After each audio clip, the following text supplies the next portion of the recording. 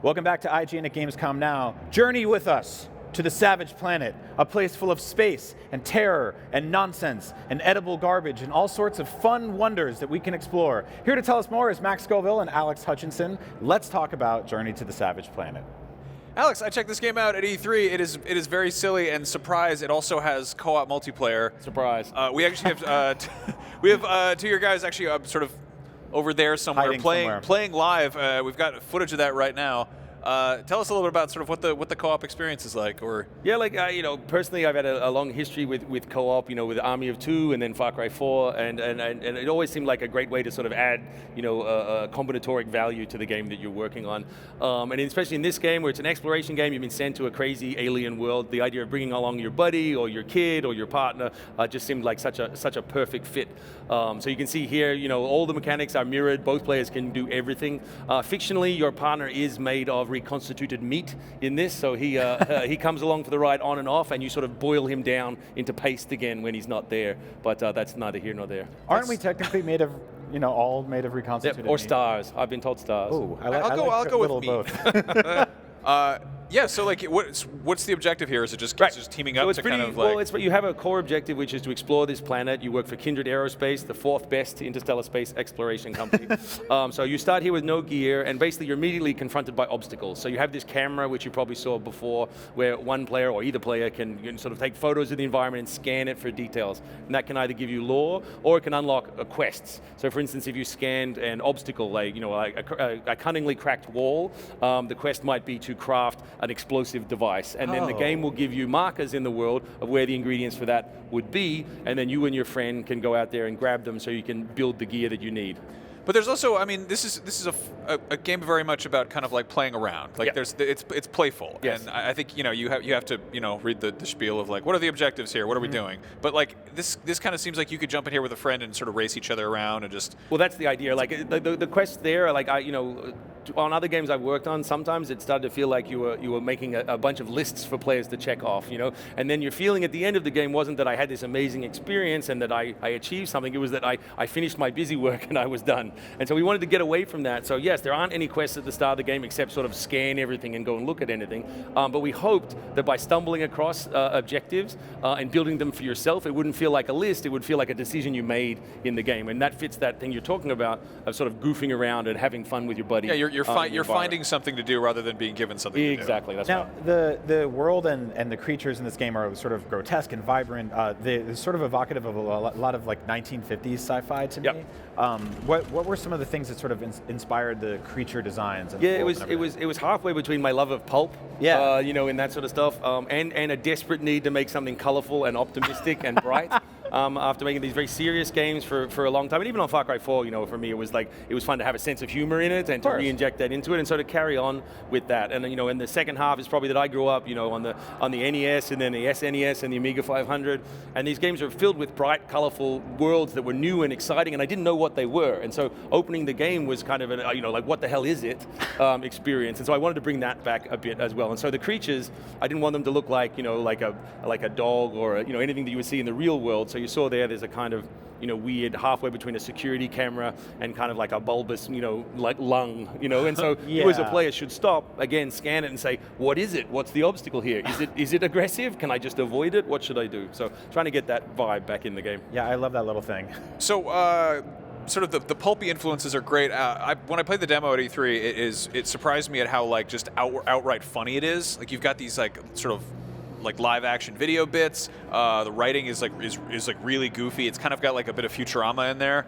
What were the sort of comedic influences going into this? Yeah, I mean, it's a sort of like I think it's vague. I mean, I'm Australian, so I grew up weirdly on both Australian TV, but also a lot of British TV. So I think there's a bit of sort of Faulty Towers in there, or The Young Ones, or like there's a bit of gross out humor as well that's in that. And it was fun to write it and also try and incorporate what I like to think of as sort of interactive slapstick. So again, in Far Cry, you always had these examples of your friend on fire, dying in front of you because of a Molotov cocktail you'd thrown earlier, which had attracted a bear. Some of our favorite moments. It is, right? And it sort of emerges from the systems that you build. And so we were trying for the same thing, to have mechanics. You have these weird objects in your left hand as a player, and hopefully they have unforeseen consequences in the environment that have horrible, impact on your partner. Have there been like moments in developing this where a lot of those systems come together and do something that you weren't necessarily expecting? Yeah, for sure. And I mean, it gets better as you go. You know, the closer you get to finish, the more likely you are to get a hilarious result. But even now, I see like these partner shot a creature and goo hit the other guy's camera. Even like little things, it's not much. It's not a mechanic. Yeah. You know, but if we do it right, hopefully we get a laugh from your buddy. And he's eating the slime there. Yeah. Yeah. Full of slime. It's a bit, you can't do that on television. Do you ever get that one in? Yeah, Oh, yeah, totally. Say, I don't know. Yeah, This that was a show I never understood because it was just like, violent adults like dumping crap on children. Yeah, it's perfect. Yeah. So what I love about how it Alien, all the I don't even want to call it gadgets or gear because it's like a lot of it is sort of organic. Yeah. You look at it and you're like, I don't know what that is. What am I looking at here? What does it do? It's been fascinating because teaching people is very tricky. You realize that we've got this sort of set of verbs that we use in video games that everyone knows, right? And whenever you deviate from that, like this is a grapple seed that the guys are using on the left, and so you find that they grow on a moss, and if you've picked them up, you can throw them on that moss and they'll grow, and then you can have them interact with your grapple the same way the ones that were pre-placed in the environment did. But getting people to understand it and to have it be organic instead of a pop-up on the screen saying use the grapple seed on the purple moss has been a challenge, but that's the fun of hopefully it being a different set of mechanics. No, I love the grapple stuff here. You also added the grappling hook in Far Cry 4. Mm-hmm. What's the secret to getting a really like a good fun grappling hook that isn't just like a short distance teleport kind of thing? Physics is the key. So you know what I mean? Like inertia and motion is the key to all those. So the idea that you can overshoot or undershoot, or you can play with it and launch yourself. I think that's the fun. I always go back to like those early Halo videos where they realized they could blow the warthogs over things. You remember those? Oh, Really early videos came out of that. Things are the birth of sort of gamer clips basically. Oh, yeah. And I think that's all connected. So the same with a grapple. If you can launch yourself, then it's great. To focus on what we just saw there, the player threw a can of, what is it? Grob? It's grob, which is your universal space food, but it's basically an edible. And what you do with it is you can use it as bait. So other creatures will eat it and they'll poop out resources, or you can use them to move them around the environment and beat them up.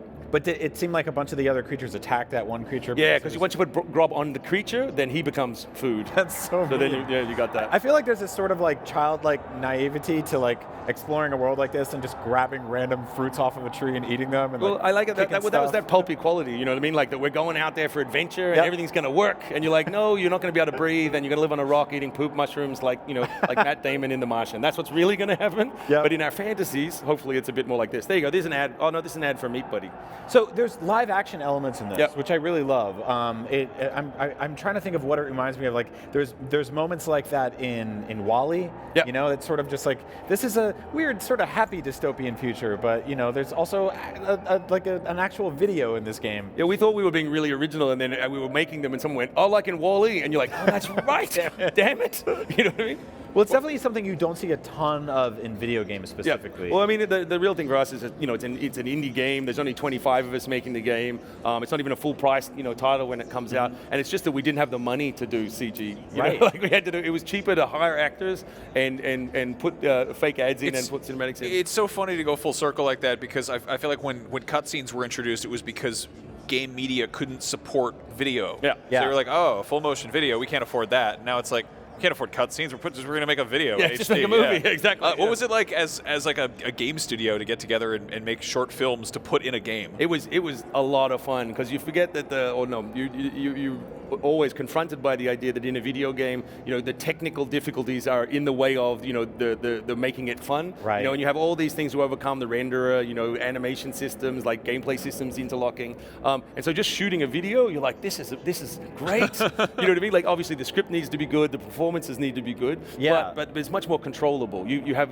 challenges on the creative side and not the technical side as well. It's a lot harder for like an actor to clip through an environment. Yes, exactly. And also once it's done, and you don't change the lighting system and then rewatch cutscenes you finished a year ago and go, it's completely black, Jimmy. Why is it completely black?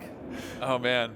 So one thing that's always fascinating me about the role of comedy in games is, comedy, if you repeat a joke too many times, it kind of breaks it. Yep. And that also kind of flies in the face of QA testing a game. How do you keep the game funny and fresh while also kind of like replaying it? Yeah, I think for me, it's like any joke that's verbal or, that's based on words, you can only tell once. right? And it has to be like parked and taken. You heard it, you chuckled, and you moved on. Yep. But all the physical jokes you can tell over and over again. Someone falling down, it's the funniest home video, right? It's the same joke every week, and it's still funny. Watching someone it'll be funny forever. Yeah, right. Being struck in the nuts by something, however it happens, is hilarious. So getting the same sort of thing here, where like booting those creatures. I remember you tweeting about it. Booting the little puffer birds is always funny. I don't know if they can hear us. I hope they start kicking the little we guys. need to kick some stuff. But no, that's an interesting point. Like if you in sort of physics in there, it's basically procedurally generated slapstick. Yes. Because it's going to do something different, maybe. Yeah, exactly. And then where it bounces, or like ragdoll is funny forever in games. You know what I mean? Some things fall and collapse. And so this is sort of like not necessarily a linear experience, but like it has a start and finish, right? It does. It has a shape. We were joking too that it's a game for old people. Like whenever I hear now that it's for us. That it's 1,000 hours long, a part of me dies inside. Yeah. You know what I mean? It's like I got 2 kids, I've got a life I want to continue to have, and so 1,000 hours is way too much. So we thought another. Also, we can't afford to make it, but 10 to 12 hours of bespoke content, hand built, is great. And so that's it. It does have a beginning, a middle, and an end, and you can tackle various things in various orders. But yes, the content is finite. And it's not like a checklist of things to do. No, it's you build your own checklist. Yeah, exactly. It's just. Yeah, Alex, wonderful to hear. When can people play this game? So it's January 28th stateside, and I think it's the 31st here, but it's between those 3 days. Awesome. It's a good weekend. But it's coming out early next year. So we're finishing it up. It's about alpha at the moment, so we're grinding away. I was watching people play down in the business center and just making bug lists, sending them to my producer back home. Every 5 minutes his phone was just lighting up. But we've got a lot of polish to do, but the core of it's there, and we're excited for people to get their hands on it. Is it cool to just be at a big trade show like this and see people just running around this world just like messing it up? It's really cool and mildly terrifying too, because you realize how long everyone on the dev team has been playing it, and you're like, how many of, say, the jumps are relatively tight, and so seeing people die, I'm like, you make it easier. The game's meant to be funny, and dying and failing a lot isn't funny. So no, not at all. But getting struck in the nuts will always be fun. Ladies and gentlemen, that is Journey to the Savage Planet. If you want even more weird, bizarre nightmare creatures interacting with each other in a comedic manner, you should watch the upcoming interview we have with Yooka-Laylee and the Impossible Lair coming up right here on IGN at Gamescom now. So don't go anywhere.